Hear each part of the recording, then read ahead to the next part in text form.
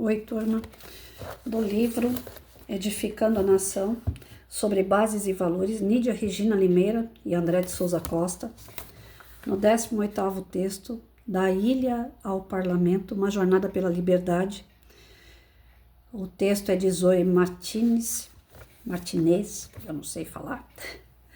Na quinta parte, minha jornada e a de minha família, da saída da ilha à chegada ao parlamento. Minha história com o Brasil começou ainda na infância, marcada por separações, saudade e esperança. Em 2005, meu pai deixou Cuba em busca de liberdade e de um futuro melhor para nossa família. Na época, eu tinha apenas 6 anos, minha mãe estava grávida da minha irmã do meio. Ficamos às 3 na ilha, enquanto ele tentava reconstruir a vida em um país desconhecido, mas promissor. 4 anos depois, em 2009, foi a vez da minha mãe partir. Ela veio se juntar ao meu pai no Brasil, deixando para trás não só sua terra natal, mas também a mim, com 9 anos, e minha irmã, com 4. Ficamos sob os cuidados de nossos avós maternos e especialmente sob o olhar carinhoso e protetor da minha bisavó e da minha tataravó. 2 mulheres fortes que marcaram profundamente minha infância com seu amor, seus ensinamentos e sua resiliência. Nesse mesmo ano, ao reencontrar meu pai no Brasil, minha mãe engravidou novamente. Foi assim que veio ao mundo a nossa caçula, a filha da saudade, como costumamos chamá-la. Ela simboliza não apenas o reencontro dos meus pais, mas também a esperança de que, em breve, estaríamos todos juntos novamente. Esse dia finalmente chegou, em 2011. Com 11 anos, desembarquei no Brasil com minha irmã do meio e pela primeira vez toda a nossa família estava reunida, pai, mãe e as 3 meninas. Conhecer minha irmã caçula foi um momento inesquecível. Ela era o elo que faltava nessa corrente de amor que resistiu ao tempo e à distância, à dor e à separação. Chegar ao Brasil foi como respirar pela primeira vez.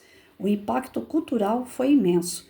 A cidade era grande, barulhenta, cheia de luzes e cores desconhecidas. Eu me esforçava para entender as palavras ao meu redor e muitas vezes me sentia perdida entre os sons e gestos de um país que ainda me era estranho. Mas cada desafio era um lembrete do porquê de estarmos ali. Meus pais, com uma coragem inabalável, trabalharam incessantemente para reconstruir nossas vidas e garantir que nunca nos faltasse o essencial. Mesmo exaustos, nunca reclamavam. Para eles, o trabalho duro era um preço pequeno a pagar, pela segurança e pela liberdade.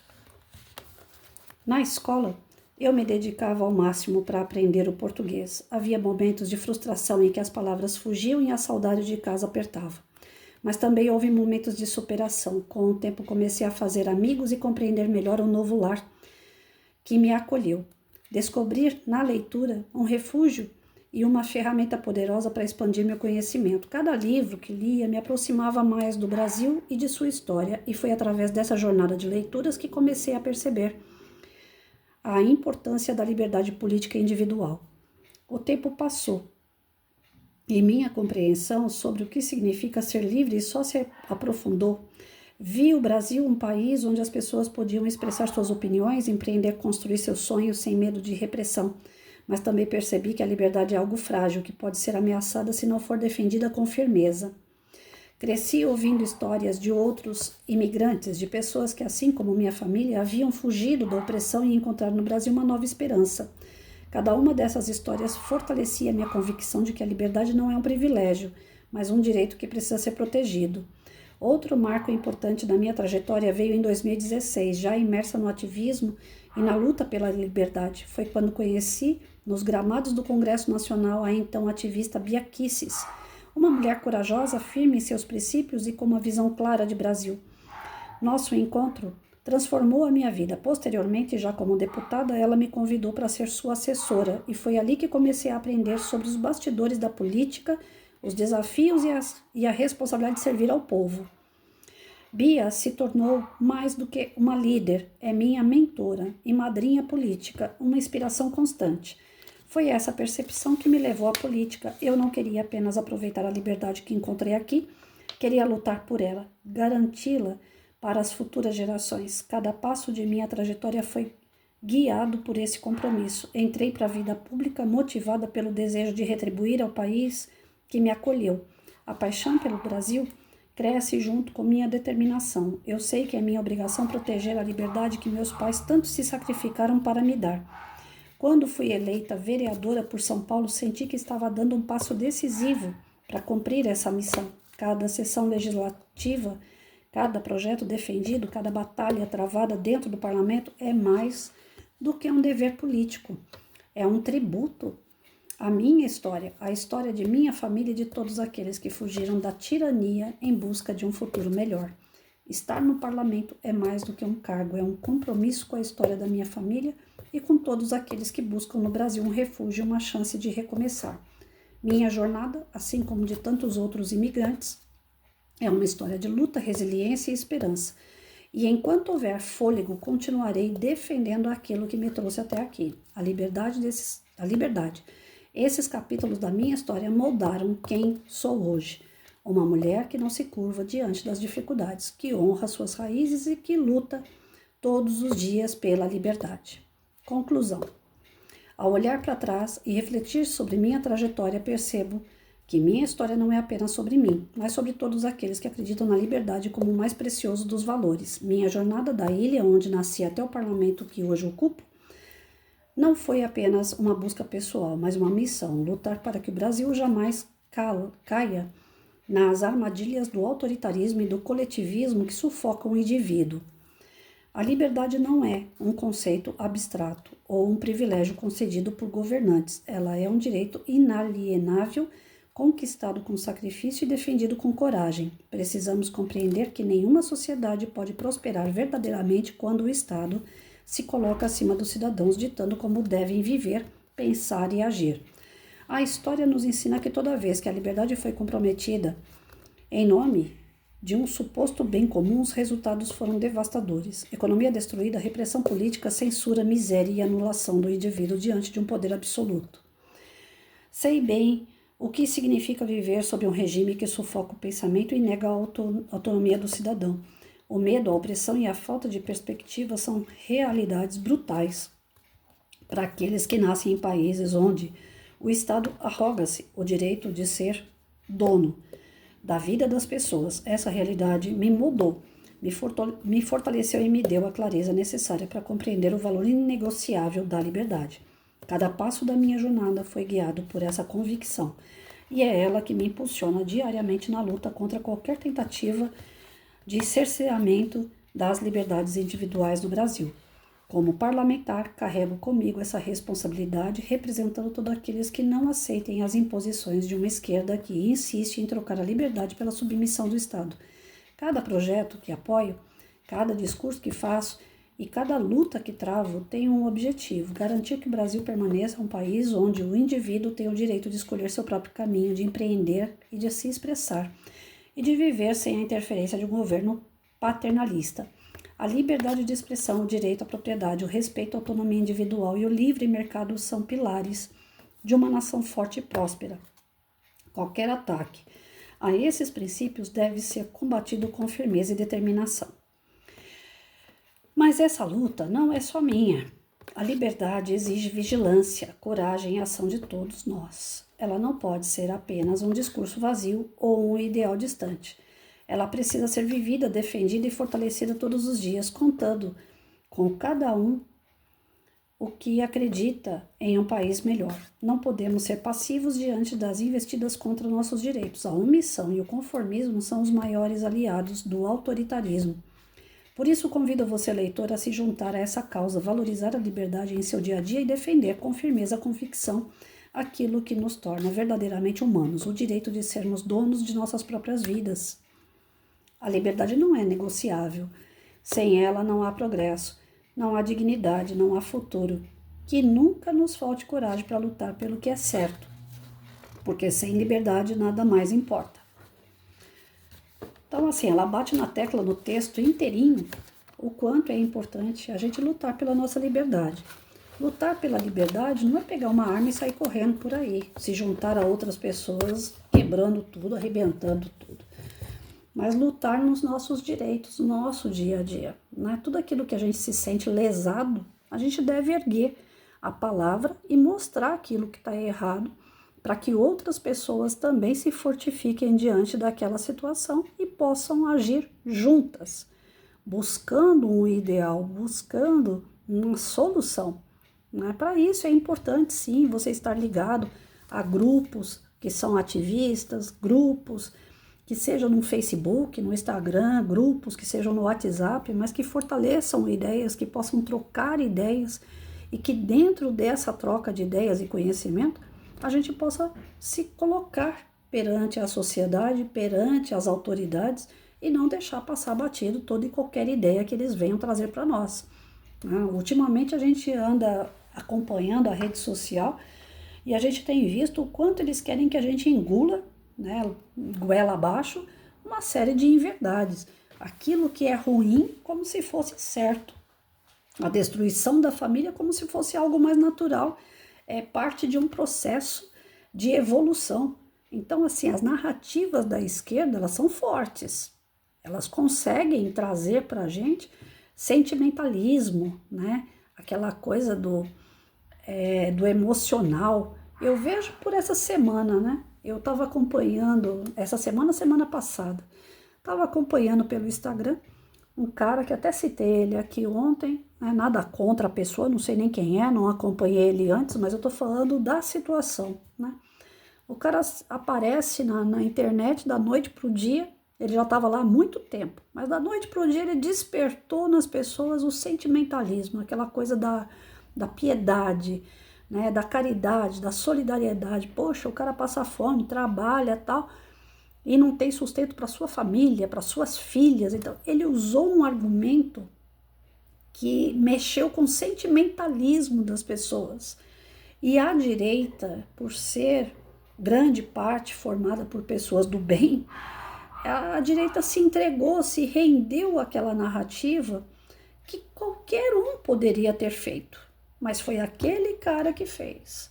E ele fez de uma forma assim tão sutil, né, que parecia que ele era o único do universo a passar por problemas econômicos, financeiros. Aí, como na internet nada passa em vão, né, tem sempre as pessoas que estão atentas às situações.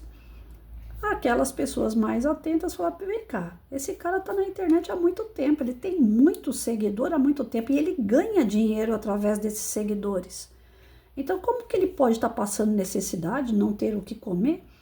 Mesmo que ele não trabalhasse, o dinheiro que ele já ganha na internet pelos seguidores que ele tem, já favorece ele a ter uma vida, pelo menos, confortável, né? Então, aonde é que está o desespero desse cara? Então, já desmascararam ele na situação financeira por ali. Mesmo que ele não trabalhasse, o que ele ganha na internet já é o suficiente para sustentar a sua família. Aí, para ferrar de vez, apareceu um vídeo dele, porque a internet não perdoa nada, apareceu um vídeo dele de alguns anos atrás, ele dizendo que todo o dinheiro que ele ganhava era muito e que ele podia ganhar ainda mais.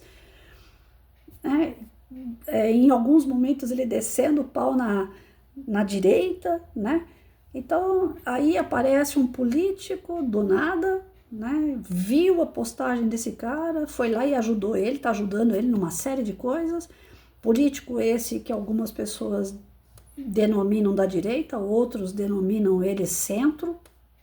Ele vai para onde o barco tocar. Já foi dado a esse político o título de oportunista, ou seja, não é totalmente confiável, né? E aí, aquele bolo todo de informação, se você não se manter conectado diante de todas essas informações, você se perde. Na primeira informação, o cara é um coitado. Na segunda informação, ele é um anti-herói. Na terceira informação, você fica naquela. E aí, né? O cara é um cara do povo, é um cara que pensa na direita, que está sendo ajudado por um cara da direita. Então, é uma novelinha que, se você não estiver atento, na primeira impressão você cai. E assim acontece no dia a dia. Tudo aquilo que a esquerda passa, aparentemente, é o amor, né? É fruto de uma vontade de ter uma vida melhor. Mas que vida melhor é essa que a União Soviética se quebrou, que Cuba quebrou, que a China quebrou? Aqueles que estão envoltos desse sistema socialista só viveram o caos. não mostra em lugar nenhum do mundo onde o socialismo deu certo.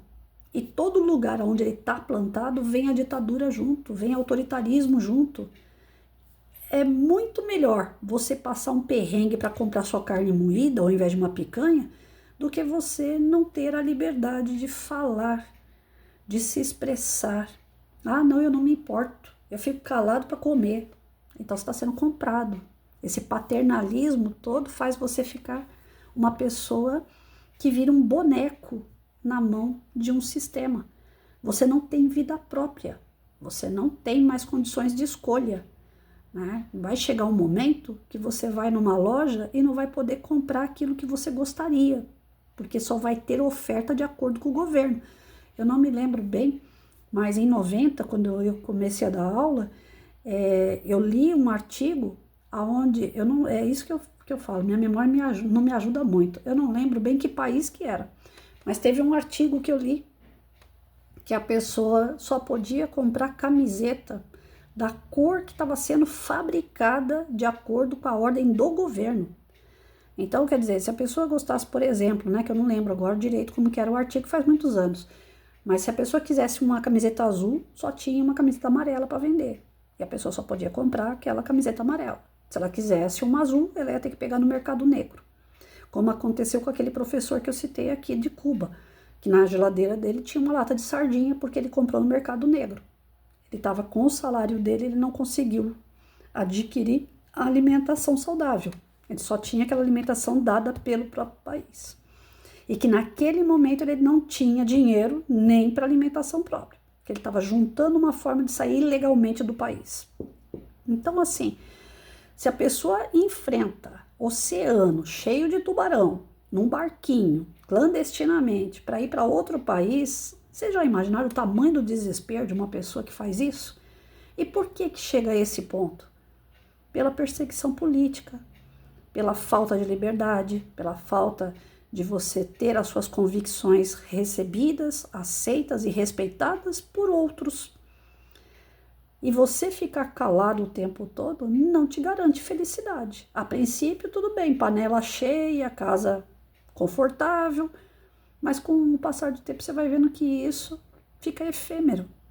Cai por terra o materialismo, né, aquele conforto material, com a necessidade de você expressar, de você ser quem você é, sem ter que ser igual ou mandado por outros. Né? Imagina, as pessoas que estão num sistema presidiário, que tem que colocar pijama, todos com a mesma roupa, que tem que ter uma rotina diária igual, né? De disciplina, de horário para tomar sol, horário para comer, horário para dormir. Essas pessoas estão sendo corrigidas perante os crimes que cometeram na sociedade. Elas ali dentro do presídio, elas são felizes? Não são. Elas estão pagando uma pena pelas coisas que elas cometeram. E aí, se isso se torna na sociedade, como se a gente estivesse pagando por um crime de existir, de querer algo diferente, de querer fazer ou falar coisas diferentes. Mas nós vamos ter que virar pessoas manipuladas que cheguem a esse ritmo de disciplina, onde todos são iguais. O que o Hitler queria? O que aqueles caras que se juntaram a ele, né, pessoas fascistas lá na Itália, o que eles queriam? Eles queriam uma população, uma nação igual, né? E aqueles que não fossem iguais, então, o que nós estamos esperando para poder acordar em relação a isso? Porque se eu não concordar com o sistema, se eu falar alguma coisa e isso eu vou correr risco de vida, eu acho um tremendo absurdo, né? Eu acho que nós não temos que ceder a isso. Nós temos que lutar com as armas que nós temos, né? Que por enquanto ainda nós temos, que é a arma da expressão, de conter isso através dos argumentos que nós também somos capazes de ter. A direita é muito ovelhinha, muito cordeirinho. Eu tenho um receio muito grande da gente ceder às narrativas que vêm do outro lado, porque é muito fácil a gente se impressionar com as coisas que falam. O nosso coração é muito bom. A gente cai fácil nas mentiras do outro lado. Então, para não cair nessas garras da mentira, a gente tem que estar em grupos, a gente tem que se informar, a gente tem que estar sempre antenado. Sempre vendo todos os lados, não se impressionar com a primeira narrativa. A primeira narrativa é sempre linda e maravilhosa, e que bobo vai ser aquele que cair. A princípio, quando eu vi esse cara lá no Instagram, como eu citei ele, eu fui lá e curti ele. Eu tava lá seguindo o cara. Aí eu assisti alguns vídeos dele, eu falei, opa, tem alguma coisa de estranho aí. Mal começou, já tem político envolvido, já tem cara querendo ajudar ele, esse cara já tá crescendo demais, né? Aí alguns, isso aí é inveja, não sei o quê. Eu comecei a olhar todos os lados. Quando eu vi todos os lados, eu falei, não, eu não vou seguir uma pessoa dessa. Eu fui lá e bloqueei tudo, né? Então a gente tem que tomar cuidado, porque a gente cai fácil mesmo. Então tome muito cuidado, estudem bastante.